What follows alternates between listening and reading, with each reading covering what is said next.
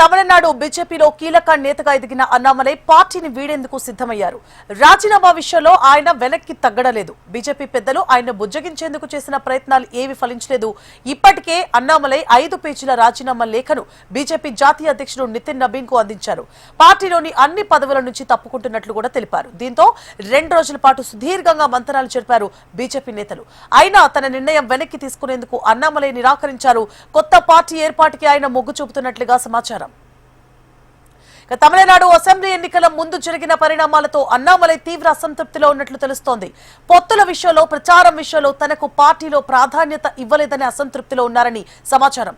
ఈ నేపథ్యంలో ద్రవిడేతర పార్టీని ప్రారంభించేందుకు ఆయన సన్నాహాలు చేశారు. వి ది లీడర్ అనే మూవ్మెంట్ స్టార్ట్ చేశారు. పార్టీని వీడాలని నిర్ణయం తీసుకుని రాజీనామా సమర్పించారు. అయితే బీజేపీ అధిష్టానం ఆయనకు రాజ్యసభ సీటును ఆఫర్ చేసింది. దాన్ని కూడా తిరస్కరించడంతో మరోసారి తమిళనాడు బీజేపీ అధ్యక్ష పదవి ఇస్తారని ప్రచారం జరిగింది. అయినా అన్నామలై పార్టీని వీడేందుకు నిర్ణయం తీసుకున్నారు. ద్రవిడేతర సిద్ధాంతంతో పార్టీని పెట్టే ఆలోచన చేస్తున్న అన్నామలై రేపు భవిష్యత్తు కార్యాచరణ ప్రకటించనున్నట్లుగా తెలుస్తోంది.